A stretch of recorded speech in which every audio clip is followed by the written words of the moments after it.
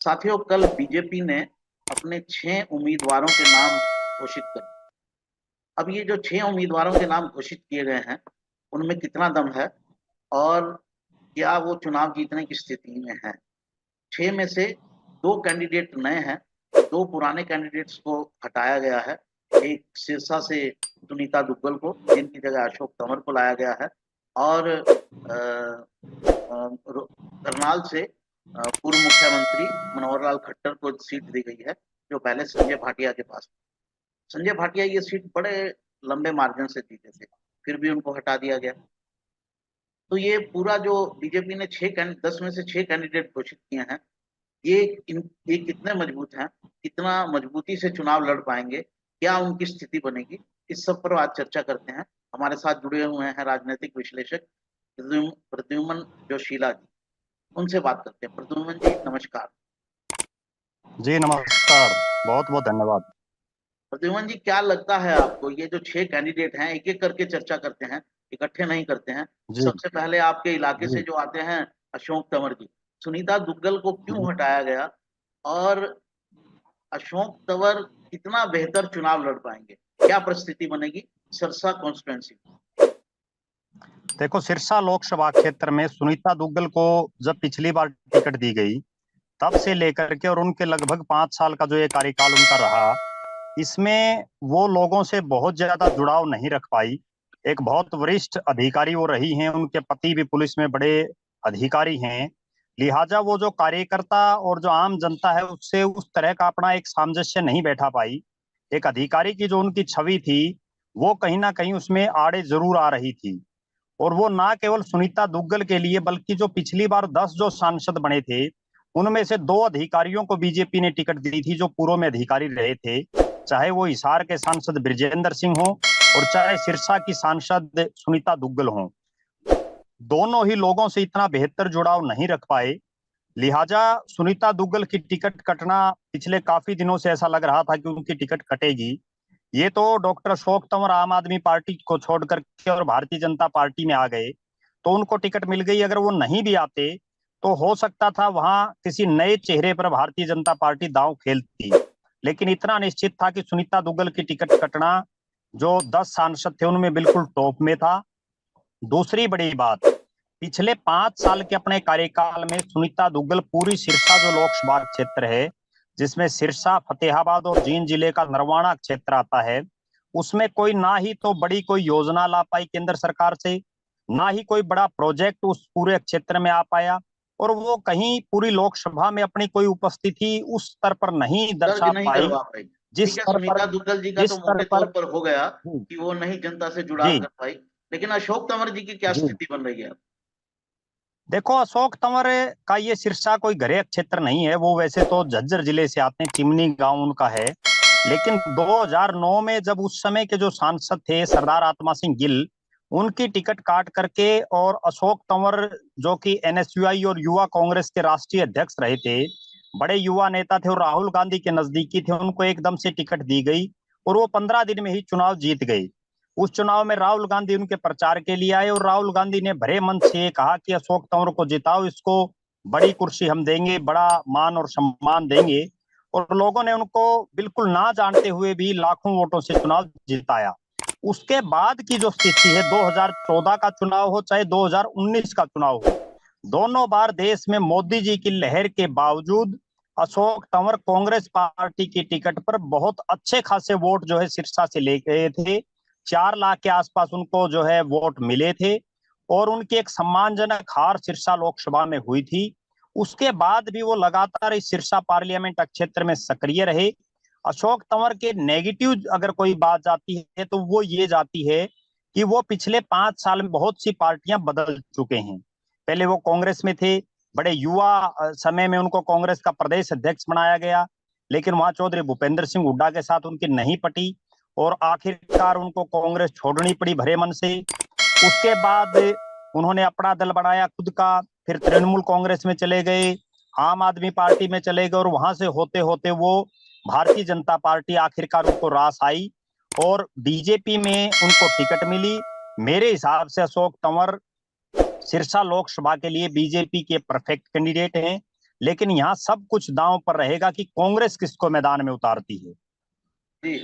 अगर कांग्रेस अशोक, अगर कांग्रेस यहाँ से कुमारी शैलजा को चुनावी मैदान में उतार देती है तो अशोक तंवर के लिए एक बड़ी परेशानी भी हो सकती है। तो जी शैलजा जी का अगर यहाँ वोट है इतना, तो शैलजा जी जी अंबाला जी। से क्यों लड़ती हैं बार बार?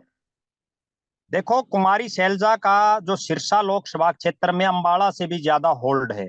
उसका कारण क्या है कि यहाँ उनके पिता श्री चौधरी दलबीर सिंह ने यहाँ से राजनीति शुरू की। वो कई बार सांसद बने, केंद्र में मंत्री बने। उसके बाद कुमारी शैलजा सिरसा से 2 बार सांसद बनी।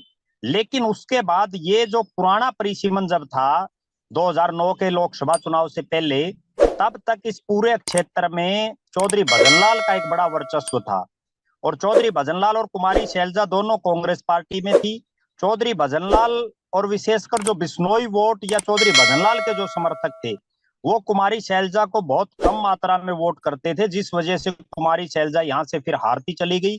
और आखिरकार एक ऐसी नौबत आई कुमारी शैलजा के सामने कि चौधरी भजनलाल जो उनको बार बार हरवा देते थे, आखिरकार उनको सिरसा छोड़ करके और अंबाला शिफ्ट होना पड़ा। फिर उन्होंने 2004 और 2009 में वो अंबाला से जीती। उसके बाद फिर वो अंबाला से भी हार गई। उनका जो खुद का गांव है प्रभुवाड़ा, वो इस लोकसभा क्षेत्र के बिल्कुल साथ लगता गांव है। हालांकि प्रभुवाड़ा हिसार लोकसभा का पार्ट है, लेकिन वो बिल्कुल साथ लगता है फतेहाबाद के टोहाना विधानसभा क्षेत्र के गांव से। तो तो इस लिहाजा बार क्या कुमारी लगता है शैलजा का आपको, इस कुमारी क्षेत्र में। शैलजा सिरसा से लड़े तो बेहतर है जीतने की उनकी संभावना, या अंबाला से लड़े तो बेहतर है? देखो, फिलहाल जो कांग्रेस भारतीय जनता पार्टी ने हरियाणा प्रदेश में एससी रिजर्व 2 सीटें हैं।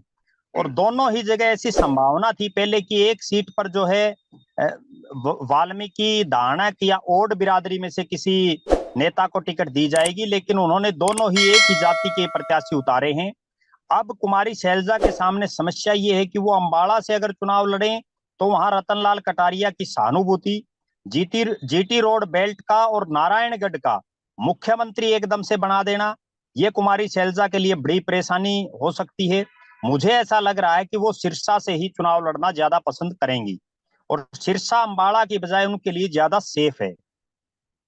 ये अशोक जी तंवर जी का कोई अपना पर्सनल वोट भी है, या जितना वोट है वो पार्टी पर ही आधारित है?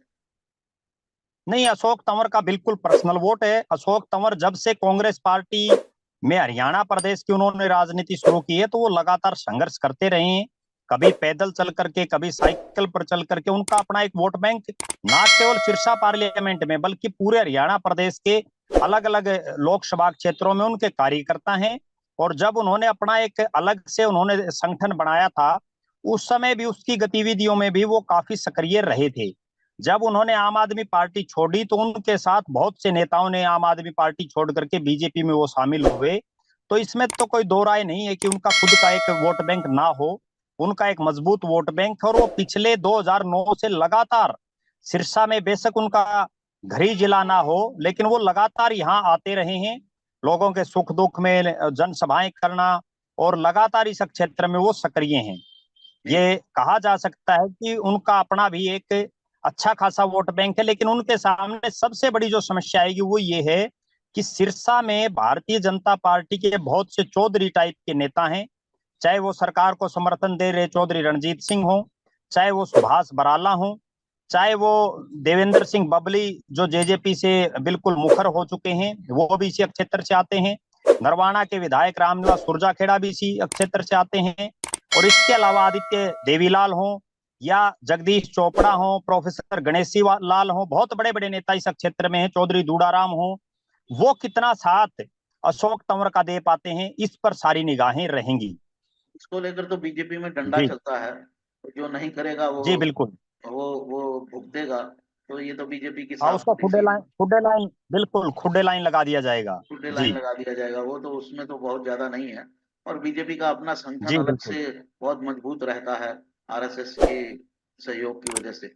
एक चीज और जो यहाँ सुनने में आ सिरसा। रही थी जी एक चीज और जो सुनने जी में आ रही थी वो ये थी कि यहाँ पर आईएनएलडी जी। भी कोई मजबूत कैंडिडेट उतार सकती है, और उसको भी अच्छे वोट मिलने की संभावना इस बार आईएनएलडी को लग रही है। ऐसा कुछ है क्या? देखो, आईएनएलडी सिरसा उनका बिल्कुल घर है। और ना केवल सिरसा जिला, बल्कि चाहे वो रतिया विधानसभा क्षेत्र और फतेहाबाद जिले का, उसमें भी उनकी एक अच्छी खासी पकड़ है। टोहाना हो, फतेहाबाद और नरवाना हो। नरवाना में अभी हमने देखा पिछले दिनों ही पूर्व विधायक प्रीति सिंह नंबरदार जो जेजेपी छोड़ करके इनेलो में शामिल हुए।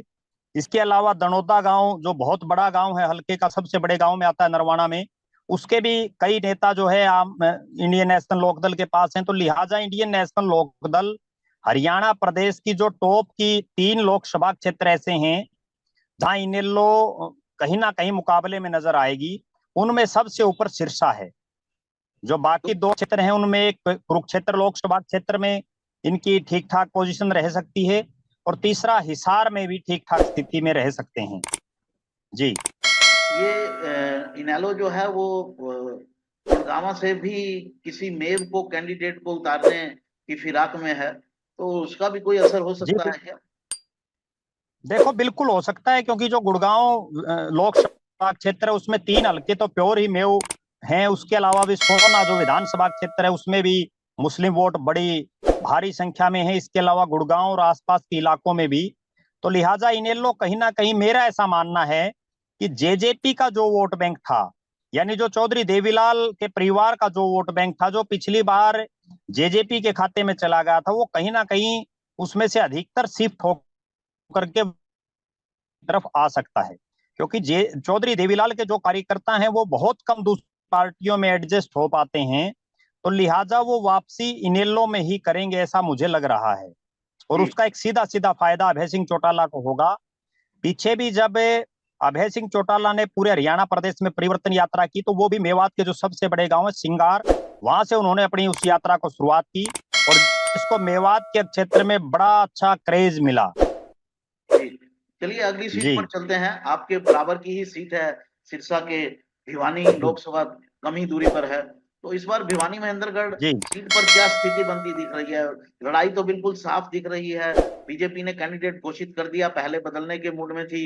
अब वो भूपेंद्र जी, यादव जो है वो चले गए अलवर, तो यहाँ धर्मवीर जी को टिकट जी। मिल गई, और साथ में श्रुति जी हैं ही सामने, उनको तो टिकट मिलना ही तय है। तो इस बार कैसी फाइट हो सकती है भिवानी महेंद्रगढ़ सीट पर? देखो, भिवानी महेंद्रगढ़ लोकसभा सीट में चौधरी धर्मवीर सिंह का अपना एक खुद का पर्सनल वोट बैंक है। दूसरा, उनके साथ जो सबसे बड़ी ताकत है वो है अहिरवाड़ के जो राजा हैं राव इंद्रजीत सिंह, जो केंद्र में मंत्री भी हैं और लगातार मंत्री बनते आ रहे हैं, चाहे वो डॉक्टर मनमोहन सिंह की सरकार हो और अब नरेंद्र मोदी जी की सरकार में 10 साल से। राव इंद्रजीत के रूप में उनके पास वो साथी मौजूद है जो ना उनकी टिकट कटने देता चौधरी धर्मवीर सिंह की, ना उनकी जीत में कहीं कोई संशय पैदा होने देता। क्योंकि अगर भिवानी महेंद्रगढ़ लोकसभा क्षेत्र की बात करें तो उसमें 4 विधानसभा क्षेत्र महेंद्रगढ़ के आते हैं, जिसमें महेंद्रगढ़, नारनौल, अटेली और नांगल चौधरी जो अहिर बाहुल्य हैं। हालांकि नांगल चौधरी में गुर्जर, जाट, ये मतदाता भी ठाकुर काफी संख्या में है, लेकिन उसके बावजूद इन चारों सीटों को अहिर बाहुल्य ही माना जाता है। इसके बाद अगर बात करें दादरी जिले की, 2 सीटें हैं, दादरी और बारडा, वो दोनों जाट बाहुल्य हैं। और भिवानी जिले की 3 सीटें आती हैं, भिवानी, तोशाम और लुहारू, जिसमें से चौधरी धर्मवीर सिंह इकलौते ऐसे नेता हैं इस क्षेत्र के जो पहले तोशाम से विधायक रहे कई बार, उसके बाद वो बारडा से भी विधायक रहे। और एक चीज और बताऊं मैं आपको जो विशेष दर्शकों को, चौधरी धर्मवीर सिंह प्रदेश ही नहीं देश के उन नेताओं में शामिल हैं जिन्होंने एक परिवार की 3 पीढ़ियों को हराया है। और दूसरा, उन्होंने पिछले 4 जो लगातार चुनाव अलग अलग हलकों से लड़े हैं और अलग अलग हलकों से लड़ करके चुनाव जीते हैं, जो बहुत बड़ी बात है। मेरा ऐसा मानना है कि इस लोकसभा क्षेत्र में चौधरी धर्मवीर सिंह का कोई विकल्प जो है भारतीय जनता पार्टी के पास नहीं था। उन्होंने पहले भूपेंद्र सिंह यादव के लिए प्रयास किया, जैसा आपने बताया, लेकिन भूपेंद्र सिंह यादव की ना तो राव इंद्रजीत मदद करते और ना ही जो जाट जो है वो उनको कोई उस मात्रा में वोट डालते। चौधरी धर्मवीर सिंह का ना केवल जाटों में बल्कि जो शहरी तबका है उसमें भी एक अच्छा खासा रसूख है, क्योंकि वो बड़े मिलनसार हैं। और मुझे ऐसा लग रहा है कि इस सीट पर अगर श्रुति चौधरी और चौधरी धर्मवीर सिंह का आमने सामने मुकाबला होता है तो धर्मवीर सिंह जीतेंगे 100%। अगर इस सीट पर श्रुति चौधरी की बजाय जो है कांग्रेस पार्टी किसी यादव चेहरे पर गेम खेल दे, चाहे वो राव दान सिंह हो या कोई और, तो हो सकता है कहीं ना कहीं मुकाबला बने, वो भी तब बने जब किरण चौधरी उनकी मदद करे। वरना किरण चौधरी क्यों धर्मवीर मदद सिंह का करेंगे? अपना खुद किरण का एक चौधरी, वोट बैंक है। ये सीट तो वो अपनी बखूबी सीट मानते हैं, अपनी नहीं, वो परिवार की ही सीट कांग्रेस मानते में, हैं। जी बिल्कुल कांत जी, सबसे बड़ी समस्या कांग्रेस में यही है कि कांग्रेस इकट्ठी नहीं हो पाती। अगर कांग्रेस इकट्ठी हो जाए, किरण चौधरी की बेटी अगर चुनाव लड़ेंगी तो दान सिंह उनकी उस लेवल पर मदद नहीं करेंगे। दान सिंह अगर चुनाव लड़ेंगे तो किरण चौधरी मदद नहीं करेंगी। यहां तक कि खुद चौधरी बंसीलाल के जो बेटे रणबीर सिंह महेंद्रा, वो भी उस लेवल पर मदद नहीं करते। अपनी भतीजी है उनकी सगी श्रुति चौधरी, लेकिन नहीं करते। कांग्रेस आज हाशिए पर है कि बार उनकी जीरो नहीं सुमित जी टूटी एक चीज लोकसभा और चुनाव में। बताइए, जनरली जो जाट जी समुदाय का वोट है और जो जाट बेल्ट जो है, जहाँ जी पर जाट अधिक संख्या में है, मेजोरिटी में तो नहीं है, रोहतक हो जी गया, सोनीपत हो गया जी और हिसार हो गया, काफी हद तक सिरसा की भिवानी। सीट हालांकि रिजर्व्ड है, लेकिन जाट समुदाय बड़ी संख्या में है। ये जो जी 4-5 डिस्ट्रिक्ट हैं जहाँ जाट समुदाय बड़ी संख्या में है, तो वहां पर जी ये देखा गया है कि जाट बीजेपी के कैंडिडेट को वोट देने के लिए बिल्कुल तैयार नहीं, बिल्कुल मोटे तौर पर कोई वोट नहीं देता है उनको, और जो भी उनका देखो, कंपटीशन। जी उसमें ऐसा भी नहीं कह सकते कि बिल्कुल नहीं देता है। हमने पिछले चुनाव में भी देखा, चाहे वो ब्रिजेंद्र सिंह ने पिछली बार दो जाट प्रत्याशी भारतीय जनता पार्टी ने उतारे, हिसार से ब्रिजेंद्र सिंह और भिवानी महेंद्रगढ़ से चौधरी धर्मवीर सिंह। दोनों को जाटों ने अच्छे खासे वोट दिए। यहाँ बात यह है कि सामने कैंडिडेट कौन आता है। अगर जाट वर्सेस जाट का आमने सामने का मुकाबला हो जाता है तो एक अलग, जाट पार्टी की बजाय प्रत्याशी देख करके वोट देता है, मुझे जहां तक लग रहा है। देखिए, ये क्योंकि जनरली पॉलिटिकल अगर पार्टीज में जाट, ये माना जाता है, अगर, पॉलिटिकल पार्टीज में जनरली ये जी माना जाता है कि लोकसभा, अगर लोकल लेवल का चुनाव है तो 75% कैंडिडेट का होता है, 25% पार्टी जी होती है, और अगर असेंबली का जी चुनाव होता है तो 50% पार्टी को मिलता है, 50% चेहरे को देख के मिलता है। लेकिन लोकसभा के अंदर जो है वो जी 75% जो है वो पार्टी को मिलता है, 25% जो है जी वो कैंडिडेट को देख के मिलता है। और मोटे तौर पर जी पिछली बार जो आपने कहा दो जाट कैंडिडेट जीते, तो क्या ब्रजेंद्र सिंह के जी मामले में तो वहां पर जितना उनको वोट मिला उतना बीजेपी का अपना ही वोट बैंक है उस इलाके में, जो अन्य समुदायों से है।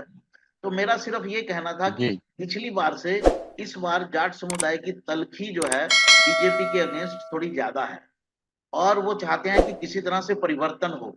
वो परिवर्तन लोकसभा में रिफ्लेक्ट होगा या नहीं होगा, वो देखने की बात है। तो मेरा यही सवाल था, क्या धर्मवीर जी को अपने अपनी जो सीट है उस पर अपने इन्फ्लुएंस से जाट जी। समुदाय का वोट मिलता है? देखो, मेरा ऐसा मानना है कि धर्मवीर सिंह प्रदेश के उन नेताओं में शामिल हैं जिनका बिना मुख्यमंत्री बने हुए अपना खुद का एक वजूद है, और वही वोट की उनकी ताकत है जो उनको भिवानी से और सैकड़ों किलोमीटर दूर सोना तावड़ू से भी विधायक बना देती है। जी लेकिन जहां तक आपने बात की कि जाट समुदाय बीजेपी को कितना वोट करता है, जाट समुदाय में पूरी तरह से नाराजगी है, इसमें कोई दो राय नहीं है। लेकिन कई बार प्रत्याशी देखा जाता है, जैसे चौधरी धर्मवीर सिंह ने जब किसान आंदोलन चला, या ब्रिजेंद्र सिंह ने जब किसान आंदोलन चला, तब किसानों के खिलाफ एक शब्द भी उन्होंने नहीं बोला, बल्कि बीरेंद्र सिंह के परिवार ने किसान आंदोलन का समर्थन किया, जिसका उनको फायदा होगा ही होगा। हाँ, ये जरूर है कि जो लोग जाट समुदाय के या किसान समुदाय के खिलाफ बोलते थे, उनको निश्चित रूप से जाट समुदाय वोट नहीं करेगा, ना उन्होंने पहले किया ना आगे करेगा, और उसका नुकसान भी होगा। कई जगह हमने देखा है, पिछली बार भी अगर रोहतक पार्लियामेंट की हम बात करें, अरविंद शर्मा को बहुत कम मात्रा में जाट समुदाय के वोट मिल पाए, और इस बार अगर बाई चांस टिकट उनको मिल जाती है, हालांकि संभावनाएं कम हैं, तो उससे भी कम वोट जाट समुदाय उनको करेगा।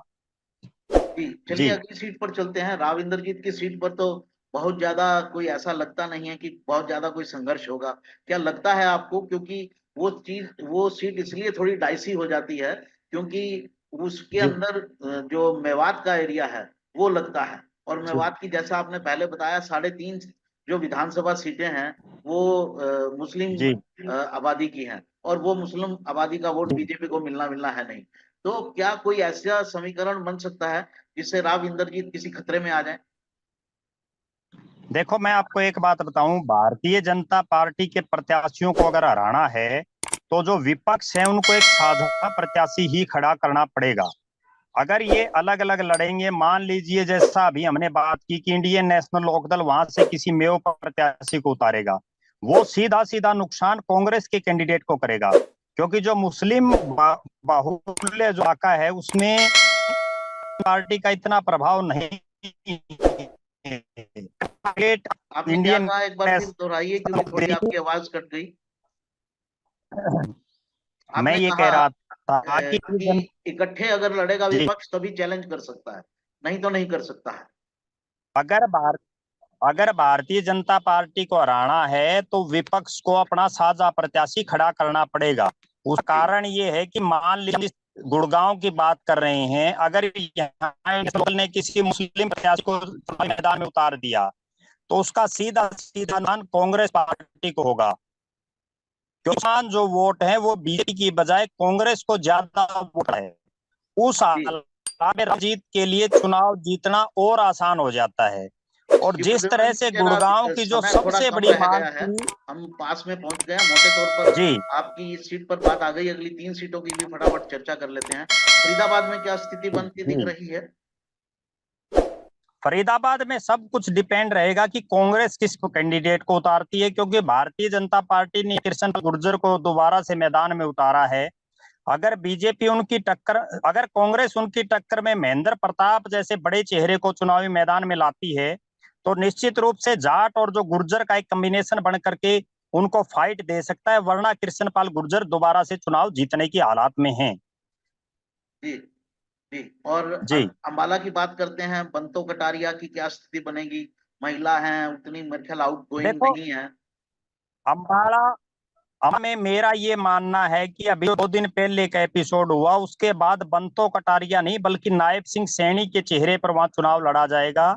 नायब सिंह सैनी खुद नारायणगढ़ से विधायक रहे हैं, जो इसी अम्बाला लोकसभा क्षेत्र में आता है, और अम्बाला को प्रदेश का मंत्री बना मिला है, लिहाजा उनको सीधा सीधा फायदा इसका होगा।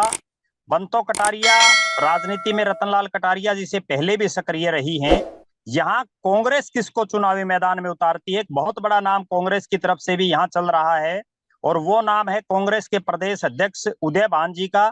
अगर उदय भान जी को यहाँ चुनावी मैदान में कांग्रेस उतार देती है और कुमारी शैलजा जैसा हमने पहले बात की कि कांग्रेस एकजुट होकर के चुनाव लड़े, तो बंतो कटारिया को कहीं ना कहीं फाइट वो मिल सकती है। जी। अंतिम सीट पर जी बात करते हैं, करनाल। अब मनोहर खट्टर को इसलिए जी हटाया गया कि उनके खिलाफ थोड़ी एंटी इनकमेंसी बन रही थी, पार्टी के अंदर भी बन रही थी, संघ में भी जी बन रही थी, लोगों में भी बन रही जी थी। अब अगर उनको जी लोकसभा सीट दे दिया, क्या तो जी वो एंटी इनकमेंसी लोकसभा में उनके खिलाफ नहीं जाएगी? तो ये क्या समीकरण बन रहा है? देखो, लोकसभा में करनाल लोकसभा देश की उन लोकसभाओं में शामिल थी जो देश की सबसे बड़ी 3 जो टॉप की जीत थी उनमें संजय भाटिया की जीत थी। उनकी टिकट काट करके और मनोहर लाल खट्टर जी को चुनावी मैदान में उतारना, अब सब कुछ डिपेंड एक तो इस चीज पर है कि संजय को बीजेपी प्रदेश अध्यक्ष बनाया जाता है या नहीं, जैसी अभी संभावना रही है। दूसरी बात, कांग्रेस यहाँ से मुझे जैसा लग रहा है कि वीरेंद्र राठौड़ हैं, यहाँ एक राजपूत नेता हैं, पार्टी के राष्ट्रीय सचिव हैं, हो सकता है उनके चेहरे पर गेम खेल दे कांग्रेस पार्टी, क्योंकि पिछली बार तो उन्होंने कुलदीप शर्मा को चुनावी मैदान में उतारा था। चिरंजी लाल शर्मा यहाँ से कई बार सांसद में नहीं है। मुख्यमंत्री जो रहे हैं मनोहर खट्टर जी, उनके लिए भी सीट पर आज के दिन कम से कम उतनी टक्कर नहीं दिखाई दे रही। हालांकि ये करनाल का वो इलाका है, करनाल और पानीपत का, जहां कांग्रेस को भी हम उतना कमजोर नहीं कह सकते जितना जो है दिखाया जा रहा है। अगर कांग्रेस यहाँ मजबूती से चुनाव लड़ती है तो निश्चित रूप से फाइट करेगी। एक और खास बात मैं आपको बताऊं कांत जी, जो भारतीय जनता पार्टी ने 6 लोकसभाओं की सीट पहली सूची में जारी की है, ये वो लोकसभाएं हैं जहां भारतीय जनता पार्टी अपने आप को सही स्थिति में मानती है। जिन 4 लोकसभा की सीटों पर भारतीय जनता पार्टी हार के कगार पर है, उसमें चाहे रोहतक हो, सोनीपत हो, हिसार हो, कुरुक्षेत्र हो, जहां मुकाबला रहेगा कांटे का और हार भी सकती है, उनके प्रत्याशियों पर अभी माथापच्ची चल रही है। इन 6 सीटों में तो मैं ये कह सकता हूं, जो कंक्लूजन है कि भारतीय जनता पार्टी के पक्ष में ही माहौल ज्यादा दिखाई दे रहा है। जी जी जी। तो जैसा प्रद्युम्न जी ने बताया, जो 6 लोकसभा की सीटों पर कैंडिडेट्स घोषित किए गए हैं, वो 6 बीजेपी की मजबूत सीटें हैं और वहां जी पर बीजेपी के जीतने की संभावना काफी है। जो 4 सीटें बची हुई हैं, कुरुक्षेत्र, हिसार, सोनीपत और रोहतक, ये चारों सीटें जो हैं वो टफ हैं। हालांकि कांग्रेस इन 4 सीटों के अलावा कुरुक्षेत्र को इसमें नहीं मानती, वो भिवानी और सिरसा में मानती है कि वो उनकी मजबूत सीटें हैं। जो कांग्रेस के अंदरूनी सूत्र हैं, उनका कहना है कि 5 सीटों पर हम बड़ी अच्छी स्ट्रॉन्ग पोजीशन में हैं। रोहतक, वो सोनीपत, वो हिसार, इसलिए सिरसा। ये समय कम हो गया प्रद्युम्न वो जी। इसलिए जी प्रद्युम्न जी, समय जी हो गया, फिर बात करेंगे आपसे। तो साथियों, ये था जी हमारा पूरा विश्लेषण। आपको कैसा लगा? अच्छा लगा, सब्सक्राइब कीजिए हमारे चैनल को और लाइक कीजिए, अपनी मित्र मंडली में इसे आगे बढ़ाइए। नमस्कार।